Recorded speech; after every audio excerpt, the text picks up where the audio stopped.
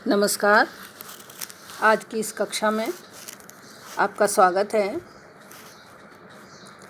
आज हम भक्त शिरोमणि तुलसीदास के बारे में पढ़ेंगे। आपकी पाठ्य पुस्तक में भक्त कवि तुलसीदास की रामचरितमानस तथा विनय पत्रिका के कुछ अंश संकलित हैं। आज हम तुलसीदास, उनके जीवन परिचय के बारे में तथा उनकी कृति रामचरितमानस के बारे में थोड़ी चर्चा करेंगे। भक्ति काल को स्वर्ण युग की संज्ञा से अभिहित करने में जिन कवियों का योगदान है उसमें तुलसी का नाम अग्रगण्य है। सगुण भक्ति धारा में रामाश्रय शाखा के प्रतिनिधि कवि तुलसीदास का जन्म राजापुर नामक ग्राम में उत्तर प्रदेश में संवत 1554 में हुआ। पिता का नाम आत्माराम दुबे था तथा माता का नाम हुलसी था। 12 महीने तक गर्भ में रहने के बाद उनका जन्म हुआ। जन्म के समय वे रोए नहीं, बल्कि उनके मुख से राम शब्द निकला। आश्चर्य की बात यह थी कि उनके मुख में 32 दांत मौजूद थे। जन्म के मात्र कुछ दिन बाद ही माता का देहांत हो गया। दासी चुनिया ने कुछ समय तक उनका पालन पोषण किया, किंतु शीघ्र ही वह भी स्वर्ग सिधार गई। थोड़े समय बाद ही गुरु नरहरि दास ने इनका पालन पोषण किया तथा इन्हें शिक्षा दीक्षा दी। उन्होंने ही इनका नाम राम बोला रखा। तो इस प्रकार बाल्यकाल में ही इनकी माता का देहांत हो गया और कुछ समय बाद ही इनके पिता का भी देहांत हो गया था। समय आने पर रत्नावली से इनका विवाह हुआ। एक घटना मुझे याद आती है कि विवाह के कुछ समय बाद ही जब इनकी पत्नी मायके चली गई तो वे उनके पीछे चले गए और उनके कक्ष तक पहुंचने के लिए सांप को रस्सी समझकर उसके सहारे चढ़ने की कोशिश की।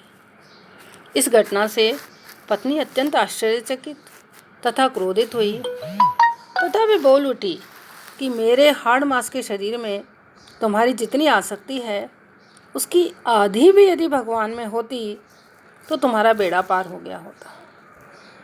बस यहीं से उन्होंने गृहस्थ वेश का त्याग कर दिया तथा वैराग्य धारण कर लिया। उसी दिन से वे केवल राम के होकर रह गए। उन्होंने अनेक ग्रंथों की रचना की, जिनमें प्रमुख हैं रामचरितमानस, दोहावली, कवितावली, गीतावली, विनय पत्रिका, कृष्ण गीतावली, रामलला नहछू, वैराग्य संदीपनी, जानकी मंगल, पार्वती मंगल, बरवे रामायण, हनुमान चालीसा आदि।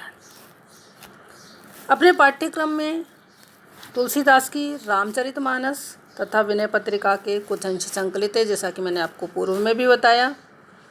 आज हम रामचरितमानस पर कुछ चर्चा करते हैं। रामचरितमानस तुलसी का प्रबंध काव्य है जो अवधी भाषा में चौपाई, दोहा एवं सोरठा छंद में लिखा गया है। राम कथा को 7 कांडों में विभाजित करके प्रस्तुत किया गया है। बच्चों, जैसा कि नाम से ही विदित है कि राम के जन्म से लेकर राम राज्य तक की समस्त घटनाओं का इसमें चित्रण है। वास्तव में गोस्वामी जी ने खुद ने इस राम कथा को अत्यंत गूढ़ कहा है। मानस की कथा सरिता लौकिक एवं आध्यात्मिक धरातलों पर समानांतर रूप से विकसित होती है। लौकिक जीवन की व्यावहारिक कठिनाइयों का आदर्श समाधान जहाँ इसमें एक ओर है, तो वहीं दूसरी ओर आध्यात्मिक दृष्टि से हम देखें तो शायद ही ऐसा कोई ग्रंथ है जिसने रामचरितमानस की भांति पूजा घर में स्थान पाया हो। और हो भी क्यों ना, स्वयं शिव ने इस पर सत्यम शिवम सुंदरम की मोहर जो लगाई है। तुलसी का काव्य समन्वय की एक विराट चेष्टा है। रामचरितमानस वास्तव में एक आदर्श समाज के निर्माण की आधारशिला है।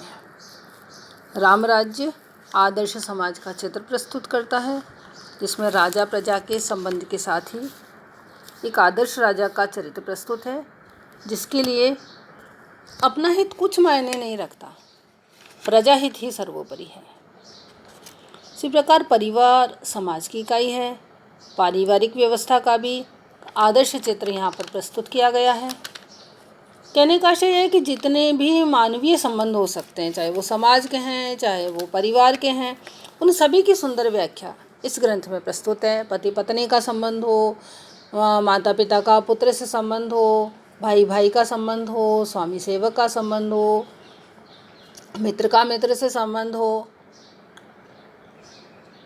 पति के साथ वन गमन करने वाली सीता, पति पत्नी संबंध की सुंदर व्याख्या प्रस्तुत करते हैं। वहीं प्रजा का राजा के साथ चलना वनवास के समय राजा प्रजा के आपसी संबंध, विश्वास एवं प्रेम को बताता है। पिता की एक आज्ञा पर बिना कारण पूछे वन को निकलने वाले राम आदर्श पुत्र की छवि प्रस्तुत करते हैं। तो साथ ही परछाई की तरह रहने वाले लक्ष्मण आदर्श भाई के उदाहरण हैं। राज्य को ठुकरा कर भरत का भ्रातृप्रेम किसे भावुक नहीं कर देता। स्वामी सेवक के संबंध की मिसाल तो राम हनुमान है ही। सुग्रीव, विभीषण, निषाद की राम से मित्रता मित्रों के आपसी संबंध को बताती है। इस प्रकार आदर्श संबंधों की व्याख्या की दृष्टि से यह कृति वास्तव में बेजोड़ है। जैसा कि मैंने पहले बताया कि समन्वय की विराट चेष्टा पूरे तुलसी के काव्य में है। जहाँ तक रामचरितमानस का प्रश्न है, इसमें तो यह कदम कदम पर हमको देखने को मिलती है, जहाँ वे कहते हैं शिवद्रोही मम दास कहावा, सोनर सपने हो मोहि न भावा। तो वे शैव और वैष्णव में समन्वय स्थापित करते हैं। कहीं वे कहते हैं सगुनई अगुनई नहीं कछु बेदा, उभय हरई भव संभव केदा।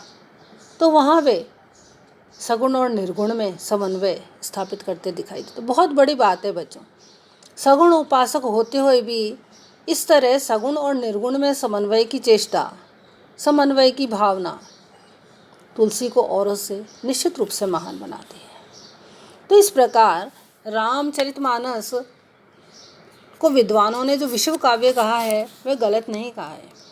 विश्व की प्राय सभी विकसित भाषाओं में इसका अनुवाद हो चुका है, जो कि इस ग्रंथ की लोकप्रियता और मूल्यवत्ता का प्रमाण है। तो आज रामचरितमानस का एक संक्षिप्त परिचय हमने लिया। कल की कक्षा में हम रामचरितमानस से आपकी पाठ्यपुस्तक में संकलित पुष्पवाटिका प्रसंग पढ़ेंगे। आज के लिए बस इतना ही। धन्यवाद।